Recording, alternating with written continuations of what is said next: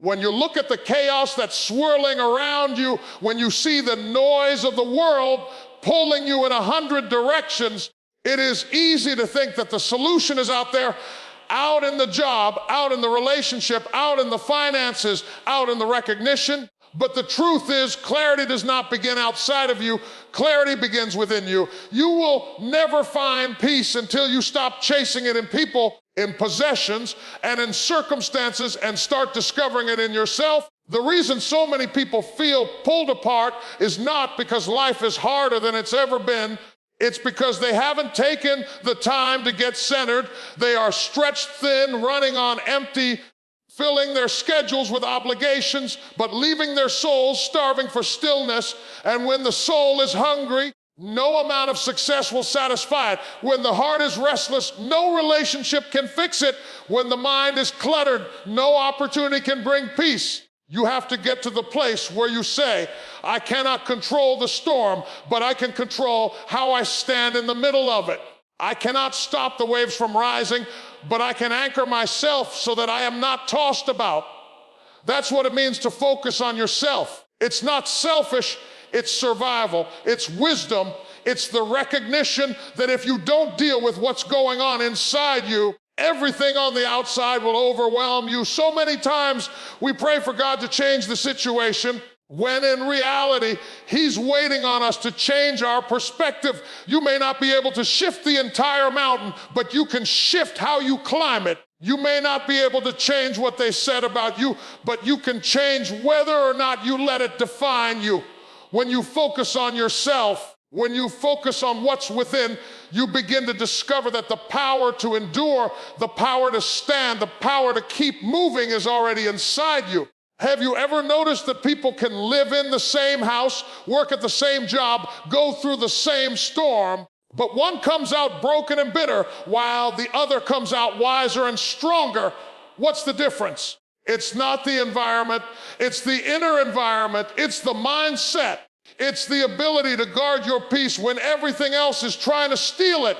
If you can master that, then the outside circumstances lose their power over you. This is why the first battle you must win is the one within, because if you conquer yourself, your doubts, your fears, your distractions, then nothing outside can defeat you. But if you are conquered within, then even the smallest challenge will break you, and the enemy knows that. That's why the attack is not just against your job, not just against your family, not just against your finances. The real attack is against your focus, because if he can divide your focus, he can derail your purpose. You've got to learn to say, I refuse to live fragmented. I refuse to live scattered.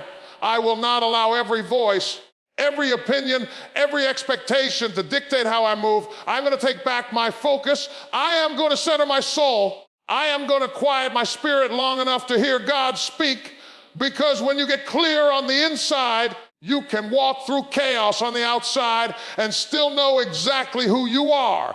Some of you have been waiting for peace to show up in your environment, but peace doesn't come from the environment. It comes from within. Peace is not the absence of trouble. It is the presence of alignment. And when you align your mind, your heart, and your spirit, you become unshakable. That's why some people can walk into the same storm that drowns others and still stand tall. They are aligned within. They are focused within. The truth is, focusing on yourself is not about selfishness.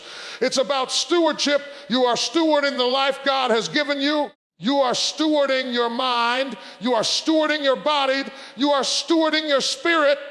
And if you do not take care of what's within you, the outside world will always consume you. But when you do, when you pour into yourself, when you heal the places you've neglected, when you discipline the areas you've ignored, everything else begins to fall into place. This is not the season to keep running on empty. This is the season to recharge. This is not the time to be scattered. This is the time to be centered. Because you cannot pour into others if you are depleted yourself. You cannot chase destiny if you are distracted within. But when you focus on you, your healing, your growth, your strength, suddenly the outside begins to reflect the order you've created on the inside. The storm may not stop, but you will stop being shaken by it. The critics may not be silenced, but you will stop being defined by them. The challenges may not disappear, but you will stop being defeated by them.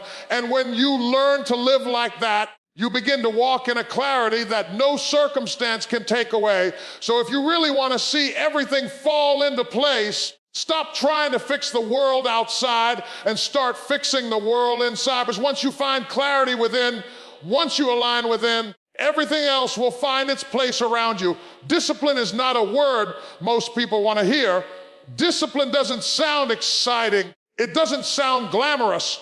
It doesn't sound like something that's going to make you shout and dance. But hear me, discipline is the difference between wanting change and living change. Discipline is what takes a dream out of your imagination and turns it into reality. Without discipline, all you have is a wish, and a wish without work is nothing more than a fantasy. We all say we want better. We want better health, better relationships, better finances, better peace of mind. But wanting doesn't make it happen. Wishing doesn't make it happen. Even praying without discipline doesn't make it happen. Because faith without works is dead, and discipline is the work that keeps your faith alive.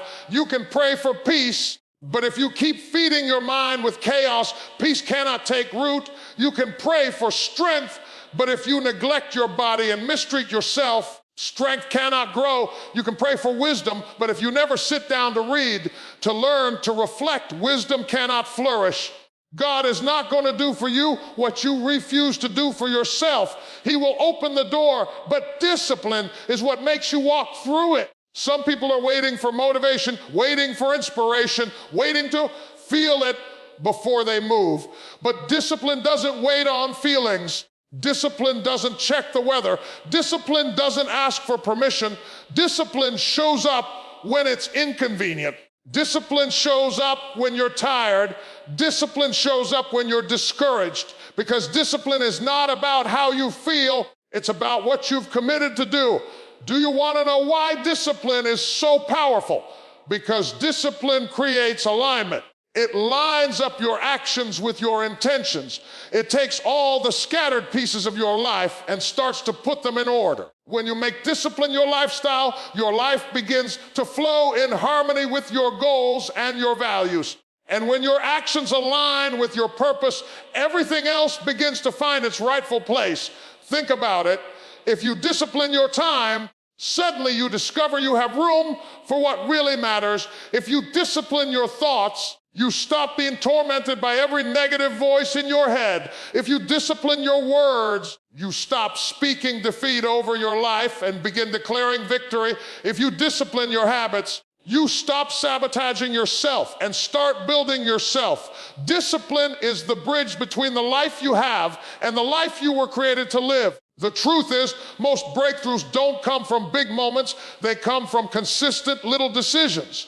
The decision to wake up on time, the decision to pray even when you don't feel like it, the decision to save instead of spend, the decision to forgive instead of hold a grudge. These are not dramatic choices, but when you practice them daily, they shape your entire life. Greatness is not built in one day. Greatness is built day by day, choice by choice, habit by habit. And don't get it twisted, discipline is not punishment.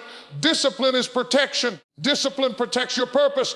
It guards your potential. It sets boundaries so that distractions and temptations can't steal what belongs to you. Without discipline, your life will leak. Without discipline, opportunities will slip through your hands. Without discipline, gifts will wither. But when you live with discipline, you preserve your strength, you maximize your talents, you multiply your impact. That's why you can't afford to keep making excuses. Excuses feel good in the moment, but they cost you later. Excuses will rob you of your destiny. Excuses will keep you comfortable but never fulfilled. Discipline may stretch you, it may inconvenience you, but it will take you to places excuses never could. Every step of discipline is a seed planted, and every seed planted will eventually bring forth fruit. Sometimes people look at others and say, they're lucky, they just have it easy. No, more often than not, they are disciplined. They showed up when no one was watching. They were faithful in the small things. They were consistent in the boring seasons. And now they're reaping the harvest of the discipline they sowed. Don't envy someone's harvest if you're not willing to plant the same seeds. The beauty of discipline is that it doesn't just change what you do, it changes who you are. When you train yourself to do what needs to be done, even when you don't feel like it, you build strength on the inside. You develop character, you become resilient, you become dependable. And when people see that in you, opportunities begin to chase you down. Blessings begin to attach themselves to you. Doors begin to open, not because you begged for them, because you were prepared for them. Preparation is the child of discipline. And when preparation meets opportunity, destiny is born. That's why some people are always lucky. It's not luck, it's alignment. They disciplined themselves into position so that when the opportunity came, they were ready. The truth is, opportunities are everywhere, but only disciplined people recognize them and seize them. So if you want everything in your life to fall into place, stop waiting for life to change and start disciplining yourself to change. Discipline your mornings, discipline your conversations. Discipline your focus, discipline your priorities, because the world does not give to the undisciplined what belongs to the disciplined. Your future is not waiting on chance, it's waiting on consistency. And when you make discipline your daily practice, your life will move from chaos to clarity, from struggle to strength, from frustration to fulfillment, because discipline is the foundation upon which everything else stands. One of the greatest thieves of joy, one of the most subtle destroyers of peace is comparison. It sneaks in quietly, but once it takes root, it will rob you blind. Comparison makes you despise your progress because you're measuring it against somebody else's journey. It will make you feel like you're failing when in fact you're growing. It will make you believe you're behind when in truth you're right on schedule. We live in a world that constantly feeds comparison. You scroll through your phone and see people showing their highlight reels, their successes, their vacations, their smiles, and without even realizing it, you begin to feel smaller, less valuable, less worthy, because you're comparing their picture perfect moment to your behind the scenes struggle. But what you don't see is the fight they had to endure to get there. You don't see the tears, the losses, the sacrifices. You only see the polished version.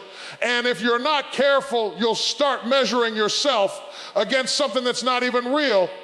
The truth is, comparison is an insult to your creator, because when you compare yourself to someone else, you're saying what he put in you is not enough. You're saying the gifts, the talents, the calling he gave you are not valuable unless they look like someone else's. But hear me, what God gave you is tailor-made.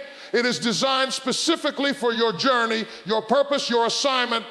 You don't need to be a copy of anyone else, because the world doesn't need another them. It needs the authentic you. The reason you feel out of place when you try to be like somebody else is because you were never created to fit into their mold. You were designed to walk your own path. And the moment you stop comparing and start becoming, that's when your true power emerges. That's when your voice is no longer an echo but a sound. That's when your life stops being a shadow and starts being light. You see, comparison always distracts you, but becoming focuses you.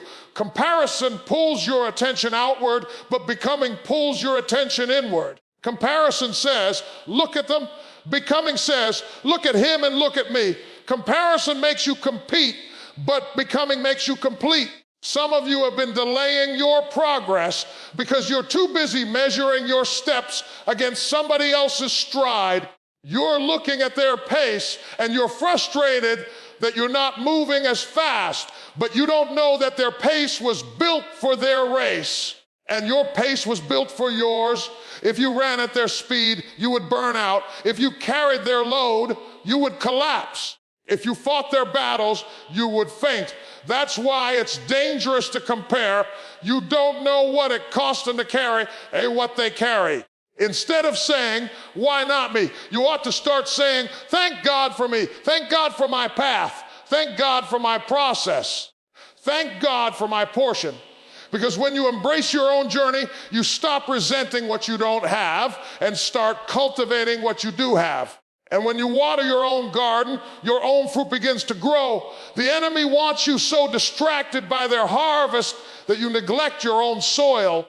He wants you so obsessed with their doors that you miss the one God has already opened for you. But I dare you to take your eyes off of their lane and start running in your own, because when you do, you'll discover that everything you need to win has already been placed inside of you. There's a freedom that comes when you stop comparing. It's the freedom to celebrate others without feeling diminished. It's the freedom to applaud their success without questioning your value. It's the freedom to live without pressure, to breathe without competition, to grow without fear. That's when life begins to open up, because you're no longer chasing someone else's definition of success. You're living in your own. Don't you realize that comparison blinds you to the beauty of your own progress? You're so focused on their chapter 20 that you can't appreciate your chapter 5. But every chapter matters, every step matters, every lesson, every stumble, every victory is shaping you into who you were meant to be. Stop despising the process because it doesn't look like theirs. Your story is still being written, and when it's finished, it will testify of a journey no one else could take. So hear me clearly. You don't have to be like them to be great. You don't have to sound like them, look like them, move like them, or rise like them to matter. Your greatness is not an imitation, it is in authenticity. The moment you embrace your uniqueness, you stop competing and start completing. You stop chasing shadows and start shining.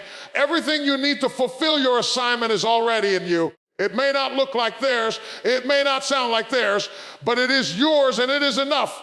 Stop comparing, start becoming, because the world doesn't need a duplicate of someone else. It needs the original version of you. When you make the decision to grow, when you decide to invest in yourself, your mind, your spirit, your character, something begins to happen that you cannot explain. Opportunities start showing up, doors start opening, people begin to take notice, not because you were chasing them, but because growth has a sound and it draws what belongs to you. Growth attracts opportunity. You don't have to beg for recognition when you've grown into the kind of person who carries excellence.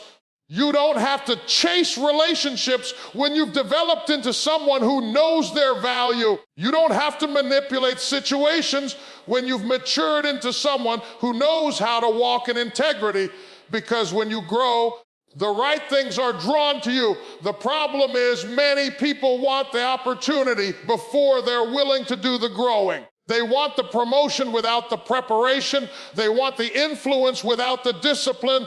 They want the platform without the process. But hear me, you don't attract what you want. You attract what you've become. And if you haven't become it yet, the opportunity will either pass you by, or worse, it will crush you under the weight you weren't ready to carry. Growth is the quiet work no one sees. It's the studying when no one's watching. It's the praying when no one hears. It's the disciplining when no one's clapping. Growth happens in the secret place, but the results show up in public. People will call it favor. But what they don't realize is that favor often finds those who have prepared themselves to handle it. Think about it. A seed doesn't chase the sun. It doesn't run after the rain, it just grows. And as it grows, the sun shines on it, the rain falls on it, the soil nourishes it. Opportunity is drawn to growth. The same is true for you. You don't have to exhaust yourself running after what's meant for you. You just have to grow into the person who can sustain it when it arrives. Have you ever noticed that when you start working on yourself, when you begin to heal, when you learn, when you discipline your habits, suddenly people start noticing you differently? Not because you announced it, but because growth speaks louder than words. Growth is magnetic. It draws attention. It pulls in connections. It opens doors without you having to force them. That's why the most powerful thing you can do for your future is to grow in your present. And let me tell you something else. Sometimes the opportunities you think you're waiting for are actually waiting on you. They are standing there ready, but they cannot attach themselves to who you are right now.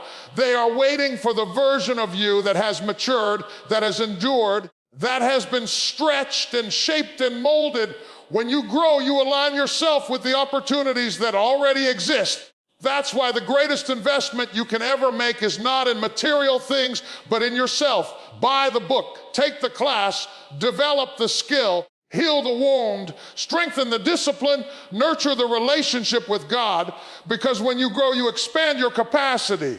And when your capacity expands, you can hold what you couldn't hold before.